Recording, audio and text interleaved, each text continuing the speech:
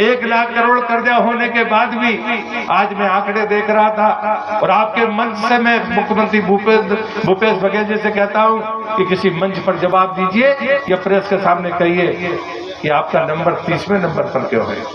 हमने 4 गुना पैसा छत्तीसगढ़ को दिया भारत सरकार ने, 4 गुना 1431 करोड़ की स्वीकृति दी है। दूसरी किस्त सरकार ले और ये काम को गति के साथ बढ़ाए। छत्तीसगढ़ सरकार ने अभी तक दूसरी किस्त नहीं मांगी।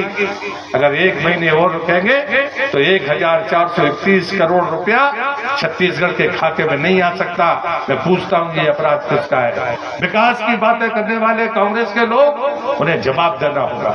विकास की बात करने वाले प्रदेश के मुख्यमंत्री भूपेश बघेल, आपको जवाब देना होगा कि यहाँ पर क्या पानी की कमी है, क्या यहाँ पर संसाधन की कमी है? इस परिस्थिति का जिम्मेदार कौन है? ये परिस्थितियां होती हैं नीति रीति पार्टियों की, व्यक्ति की नहीं। व्यक्ति का दोष तो दिखने लगता है।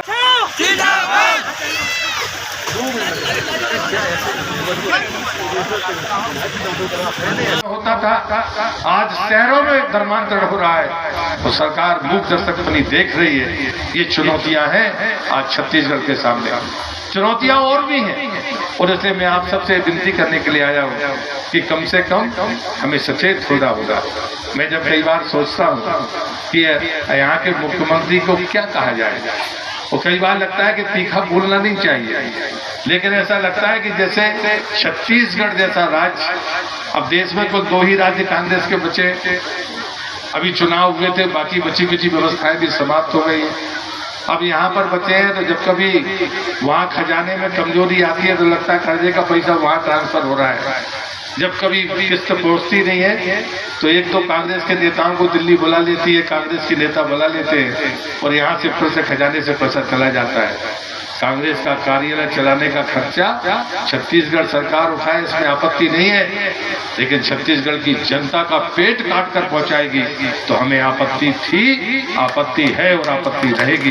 हम आज छत्तीसगढ़ की जनता के साथ अन्याय करने की इजाजत आपको नहीं दे सकते। मैं कई बार देखता हूँ, मैं सोचता हूँ कि इतना सातिरपन से कैसे आदमी काम करता है। और लोग कह रहे थे कि साहब होते आज 5 दिन से पड़े हुए हैं। मुझे लगता है कि ये मल्टी ब्रांड आदमी है, जो चीजें अच्छाई पसंद नहीं करता लेकिन बुराइयों को बहुत तेजी के साथ पसंद करता है। और मुझे अब ध्यान आता है, हम जैसे लोग जब राजनीति में काम करते हैं तो मैं नेल्सन मंडेला की कहानियों को अपने कार्यकर्ताओं के बीच में कहता हूँ कि नेल्सन मंडेला एक साउथ अफ्रीका के एक बड़े क्रांतिकारी नेता थे। 27 साल आदमी वो जेल पर आजादी के लिए, और उसके बाद में वो देश का राष्ट्रपति बना। इतनी लंबी आयु के बाद निकलने के बाद वो कहानी गरीब आदमी को जरूर पढ़नी चाहिए। कहते हैं वो राष्ट्रपति बने तो एक बार किसी रेस्टोरेंट में भोजन करने के लिए गए। अचानक एक टेबल पर एक आदमी बैठा हुआ, तो जिला पंचायत के उपाध्यक्ष है। 15वां वित्त का पैसा भारत सरकार का पैसा है, यहाँ पंचायत का गया है तो 15 वित्त का पैसा गया है। आपके खाते से कौन सा गया है, इसका हिसाब आपको देना पड़ेगा, तब आपको वोट मांगने का अधिकार है।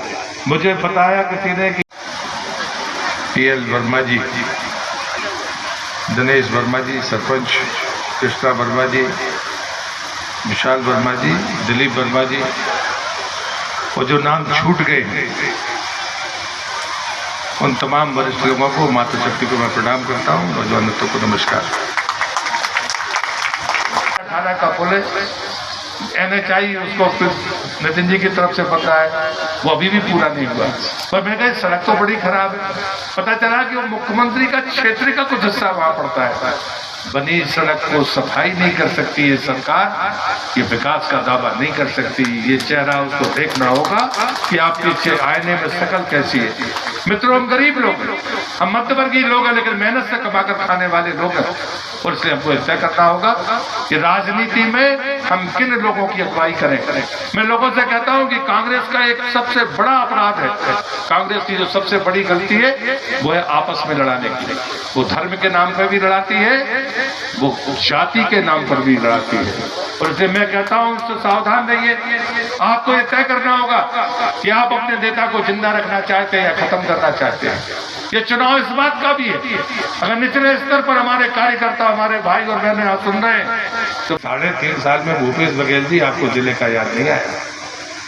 1 साल से ये सीट खाली है, तब आपको जिले की याद नहीं आई।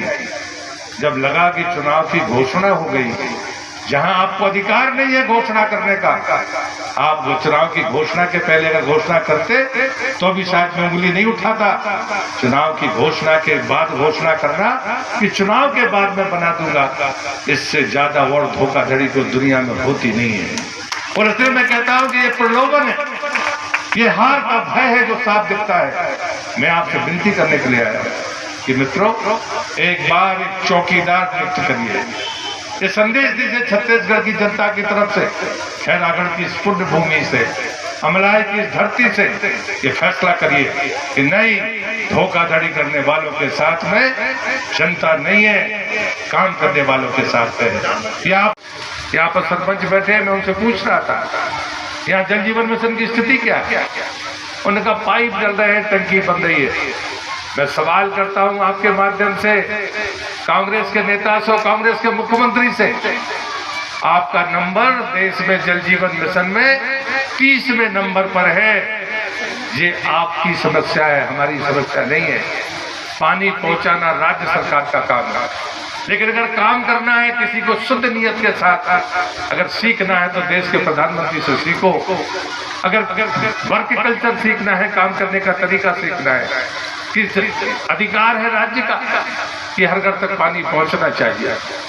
लेकिन सरकार के पास पैसा नहीं है, और सरकार के पास पैसा नहीं है, इसलिए भारत सरकार ने तय किया कि 60% पैसा हम देंगे, लेकिन 2024 के पहले देश के हर घर तक पाइपलाइन के द्वारा पानी पहुंच जाना चाहिए। हमने ये नहीं कहा कि किसने हमको वोट दी, किसने नहीं दी। हमने जाति और धर्म की बात नहीं की।